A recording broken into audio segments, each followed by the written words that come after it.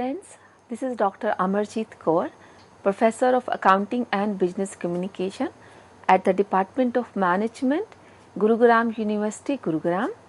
I am having about 30 plus years of experience in the area of academics and food industry, and have authored 58 research papers and 10 books by this time. This is my privilege that I am here with you to discuss on a very important topic, communication styles. So this is the topic of the day. We are going to discuss about Murphy's styles, which were proposed by a researcher Murphy, a very renowned author and researcher, and then we are going to discuss functional styles as well. So friends, as the topic suggests, communication styles. So the moment I say this, the communication style, you may think about many people who have different styles of communicating, right? Though we categorize the styles into 4 categories, but you will realize that people around you, be it your parents, friends, teachers, your bosses, your employees, they are having different style of communication, right? So it means what? It means the way one gives and receives information is known as communication style. How is one person communicating to other is the way one is communicating. So as we said, this varies from person to person, though we group them into certain styles, and it is denoted basically by the tendency to communicate directly or indirectly. So somebody would be very direct in answering yes or no. Somebody would be nodding and may not be giving such an explicit yes or no. Other person would be simply not responding at all on any request. So we do have all kind of examples around, right? So the moment we think of style, we come across the styles of very good orators in the world.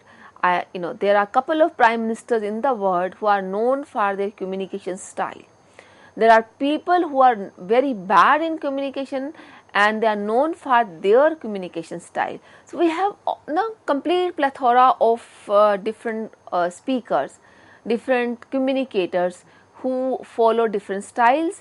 Few of them fall under very good style, very reliable style. Others are taken as manipulative.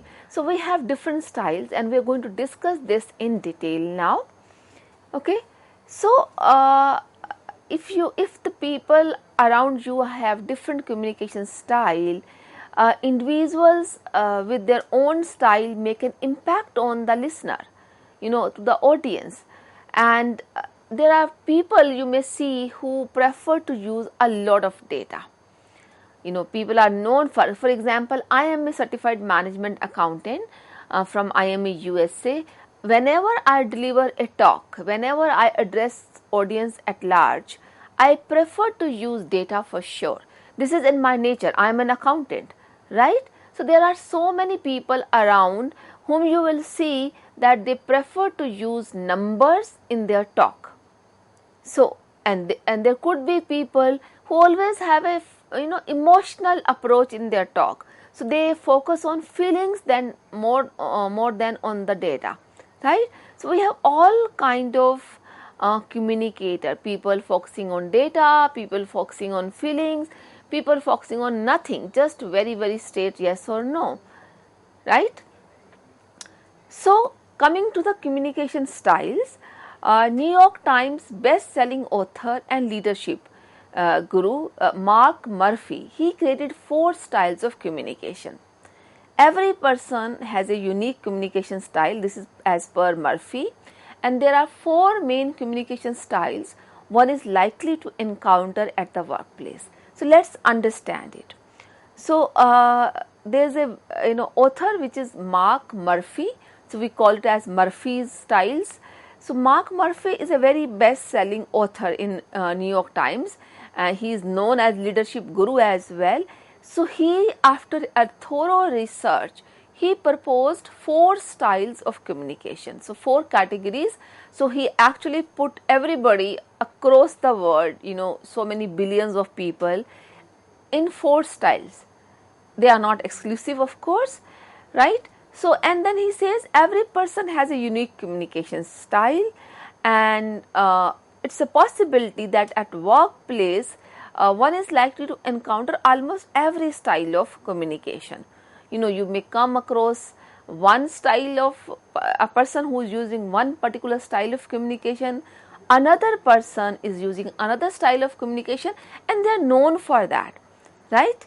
So, Murphy, the author, he has actually divided the communication styles into 4 categories, which are based on emotions and linearity. So, this is based on level of emotions being used and the linear, how much linear the communication is. So, level of linearity and level of emotion is the basis for having these 4 categories of style. Number 1 is passive, number 2 is aggressive, number 3 is passive aggressive, and number 4th is assertive. So, we have 4 styles introduced by Murphy. So, we are now going to discuss one by one in detail all the 4 styles of communication. The first style is passive style. So, passive style of communication do not make their needs, wants, opinions known to readers or receivers.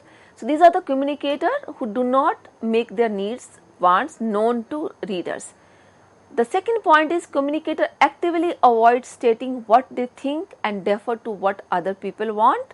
And the third point is it is considered a very hidden, difficult style of communication. So, let us understand this. So, as I said, passive means something stable, something not moving, not flux, exactly that is what it means. Here the people who, or the person who is using this style, he will not let others know what does he want, what is his or her opinion. So, readers, receivers will not be able to make a fair idea about his stand. So, here the person who is a negotiator, good negotiator may have a passive style. There is a likelihood because they will not let the other party know that what he or she is trying to pursue. He would like to give away or will not give away X clause or Y clause of the negotiation deal, right? And they are the ones who would avoid to to differ even with people. They will not take their stand even. They are kind of passive. They will listen everything, but they actively avoid stating that what is their need, how do they differ and why do they differ and what, and they will not like to think what other people are keen to know or take a stand at. And these are the people who are considered as difficult style of communicators, and it is considered that it is difficult to deal with them. So, that is what the passive style is. And if I talk about the characteristics of these people, of passive style people, the first characteristic is the inability to say no. They are not straight way to say no. They may not express their need, wants, and they may not be able to say no. Poor posture, easygoing attitude, lack of eye contact, soft voice, and apologetic demeanor. So, these are the characteristics of a person who is following passive style. So, as I said, inability to say no, because they are the one who are just listening to you and will not let you know what are they thinking about the issue, the problem, or the agenda of the discussion. So, they may not be able to say no even. They will just listen and will keep mum, or if they say something, they will say minimal of the expression use, right? Their posture is very poor. They are not like I am sitting upright state, but the people who are passive, they will sound they are uninterested. Their posture is not welcoming, their posture is not attentive. So, their posture also talks about that they are the passive listener, passive style communicator. and their attitude is easygoing. It's okay, whatever is happening in the meeting, whatever is happening in the conversation, it's fine, it doesn't matter to me much. That's how it's signed. So they are easygoing people, and they will not generally contact the communicator, the sender. So they will not keep eye contact, and they will have very soft voice. If they respond, they will respond minimal, by using minimal words and very soft voice, and they will sound as apologetic in their behavior for times. So these are the characteristics of a passive style communicator. Now question comes in, how do we deal with passive communicators? So here are three tips to deal with passive communicators. Number 1, take a direct approach. Number 2, ask for their opinions. And number 3, use broad language. So the first one, take a direct approach. The person who is communicating to a passive communicator, the sender of the information, should be bluntly asking him or her by naming it. So for example, as a teacher, we generally point out a student who is notorious, who is not attentive, who is failing. So generally by asking the name, hey, Sahil, what do you say? Hey, Ramya, what is your point? What is your opinion? So asking a direct question to them by name. So this is how we can get the response of a passive communicator. We can ask, what is your opinion? What is your stand? Very direct. Maybe in writing, maybe on mail, maybe in person, depending on how the communication is taking place. So very directly, what is your stand on this, right? So he or she is kind of propelled to respond. So that is a direct approach. And then we can use a very broad language to seek inputs from a passive communicator by naming that here everybody present in the meeting need to make one suggestion. So it's a very broad language, right, in this example, but I am propelling everyone to speak irrespective. So you need to think, of course, you need to respond, because the rule made in the discussion was that everybody will give one input. Right, so this is the broad language being used. This is when you are communicating with the passive communicator. The same problem may arise if you are a passive communicator. You know that you are a passive communicator, you are shy, you are not responsive during the meetings. You can actually work on this as well. You can listen to communicators who are assertive, who are taken very good orators, who are taken as good assertive communicators. Listen to their conversation many a times, practice and decide that yes, I will go and attend this meeting and will participate in the meeting. I will put up my opinion, I will put across my point. So we can, if we are passive communicator, one is that other person is a passive communicator. Those are the tips I just shared. But what if you yourself are a passive communicator? So you need to work on that as well, because essentially this is your communication skill which needed to be improved, right? So this is how we deal with passive communicators. Now coming to the second style, aggressive style of communication.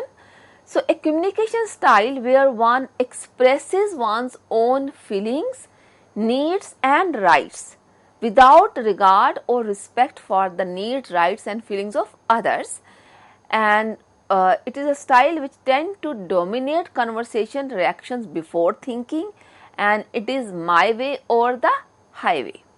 So as this description which I just read for you says, this is somebody who is thinking that just I am right, this is my opinion. So there is no respect for how others are thinking, what is their opinion. They would not like to even listen to the other person, irrespective of actually accepting the suggestion or insights or the or the inputs. They are just concerned about what do they feel, what do they think. So on the one hand, they are very loud, right? They are very loud in expressing what do they want, and on the other hand they will not give a damn to what others are thinking. So it's a kind of dominating conversation, reaction. You are just dominating, right? You are not giving. The other person may have very effective, very important point to make, but since you are dominating the conversation, the other voice is actually mellowed down, is actually snubbed, right? So it's, as they say, it is known as it's my way or the highway. You know, if the things or conversation goes my way, it's good, otherwise I am not the part of the conversation. So this is that extent. It's such a bad level of, or the style of aggressive, communication. So what are the characteristics if you want to identify that is your style is an aggressive style, or is your boss style is aggressive style, your dad's style is aggressive style? So here are certain characteristics for you. Number 1, interrupting people. Number 2, invading personal spaces. Number 3, exhibiting an overbearing posture, showing aggressive gestures, keeping intense eye contact. So let's understand it. The people who are known for aggressive styles will interrupt while the other person is making his or her point. They will simply interrupt. They will just jump into the discussion and make their own point by snubbing other person, right? And they are the people who will invade the personal space even. So they would be blunt, asking or making some personal comment, asking some personal information, just peeping into your office, your workspace, etc. And they will have an overbearing posture, means as showing that I am powerful, I am more knowledgeable, I am, so just throwing that posture around, and they will show that they are very aggressive. The posture, the gestures will be very aggressive, even their facial expressions, their eye contact, their hand movements, everything will be aggressive. And they are the people who are keeping very intense eye contact. No, very much opposite to the first category, the passive styles, where they do not keep, passive style people do not keep eye contact. And here are the people who are making intense eye contact, not a soft eye contact. That's the difference. These are the characteristics. Now let's say if you are an aggressive communicator or you are dealing with aggressive communicators, how should we deal with that situation? So if you are dealing with an aggressive communicator, the other person is aggressive, so here are few tips for you. You need to be calm and assertive while dealing with an aggressive communicator. You need to keep conversation professional, and you need to know when to talk or when to walk away. So these are the 3 tips if you are dealing with an aggressive communicator. So if you are keeping calm and assertive means you are asserting that this is my stand, irrespective how aggressive the person is there in front of you. So if you are but by keeping calm. If you are not calm but assertive, it will not work because the other person is aggressive. So it may result into a fight, a quarrel, kind of situation. So you need to be calm but assertive. So calm doesn't mean that you do not focus on your stand. You should be keeping your stand. And another point to deal with such people is that you should be using professional language, professional points, technical language wherever possible and required, and the conversation should revolve around the professional discussion only, nothing personal at all. That is how one can deal with aggressive communicator. And in case the communicator is becoming too personal, is becoming too irresponsive and difficult to handle, it's better to walk away. Sorry, I am not here to talk with you. I doubt that I am at the right place. I think I am not at the right place. I think I will not like to carry the conversation further. Sorry, it is not acceptable. Use any of these statements and just walk away, right? This is when you are dealing with other person who is aggressive communicator. What if you yourself are a aggressive communicator? In that case, you need to accept to yourself that yes, I am aggressive for times or always. You have to assess it genuinely. If you are sure that you are honest in your judgment, there's a likelihood you will be able to make a right assessment. If you are not honest in assessing the kind of communicator you are, you will fail here, right? And the moment we accept, we can actually work on it. We can work in the sense that we can practice to stay calm, we can practice to listen to others more, we can go into the meeting deciding, I will not interrupt, I will not speak, I will not speak, I will not speak. Remind yourself many a times before entering a meeting, before entering a conversation, that I will not speak unless I need to respond, right? So and then you can tell yourself, remind yourself, I will be soft, I will be using better gesture. So after we accept that I am aggressive, only then you can work at that. And just observe it, write it, what happened in the last meeting, how did you respond? Just reflect upon what was there in the meeting, what was the action and what was your reaction to that. And if you write it, if you reflect upon it, there's a likelihood by every passing day you can be a good communicator. Your style of communication can go far better from the aggressive communicator style, right? So this was the second style, aggressive communicator style. Now coming to the third one, which we call it as passive aggressive style. So as the name suggests, passive aggressive communication style, passive aggressive communicators, they appear passive on the surface, but mostly will have more aggressive motivation driving their actions. They sound agreeable, but their action do not, and they are considered as manipulative. So passive aggressive communicator, as we have both the terms, we have discussed passive, what are passive communicators, who are the aggressive communicators. So this is a mix of both. Passive do not respond at all, aggressive do not let others respond at all, right?